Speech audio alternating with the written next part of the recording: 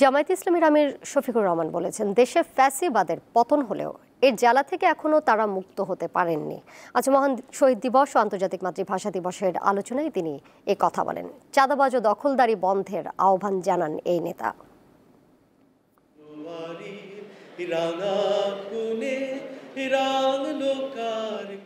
মহান শহীদ দিবস ও আন্তর্জাতিক মাতৃভাষা দিবস উপলক্ষে শুক্রবার জাতীয় প্রেস ক্লাবে আলোচনা সভার আয়োজন করে বাংলাদেশ জামায়াতে ইসলামীর ঢাকা মহানগর দক্ষিণ শাখা। এতে সংগঠনের বিভিন্ন স্তরের নেতারা অংশ নেন। আমাদের কুয়েট, সেখানকার ছাত্রদেরকে রক্তাক্ত করা হলো না। শুধু আগে হেলমেট বাহিনী ছিল, আগে হাতুড়ি লীগ ছিল, এখন রামদা দল নামে কারো কারো আত্মপ্রকাশ করছে। ছাত্র সমাজ তাও মোকাবেলা করবে।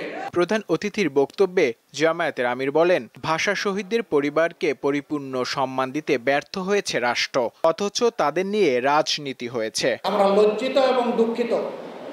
তাদের নিয়ে রাজনীতি করি, কিন্তু তাদের প্রতি আমরা দায়িত্ব পালন করিনি। যুগ যুগ ধরে যারা সরকারে ছিলেন, তাদের এই অবহেলা, উপেক্ষা এবং অপরাজনীতির দায় তাদেরকে নিতেই হবে।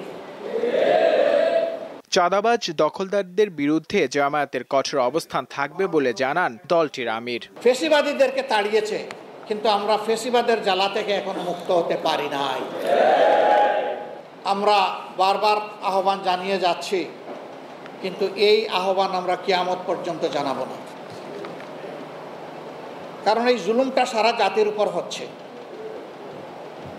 ঘাটে ঘাটে যে চাঁদাবাজি হয়, এর কারণে প্রত্যেকটা দ্রব্যের মূল্য বহুগুণ বেড়ে যায়। এই কাজে যারাই আছেন, তাদের কোনো দলও দেখতে চাই না, কোনো গোষ্ঠীও দেখতে চাই না। বিনয়ের সাথে বলি যে এই কাজ বন্ধ করুন, জাতিকে স্বস্তির সাথে বাঁচতে দিন, সামনে এগিয়ে যেতে দিন। আবার যেন ফ্যাসিবাদের নতুন ধারা অধ্যায় তৈরি না হয়, তার থেকে ফিরে আসুন। ফিরে না আসলে ভাই, আমাদের লড়াই অব্যাহত থাকবে ইনশাআল্লাহ। এর আগে মহান শহীদ দিবস উপলক্ষে দেশব্যাপী এক সপ্তাহের ফ্রি মেডিকেল ক্যাম্পের উদ্বোধন করেন শফিকুর রহমান।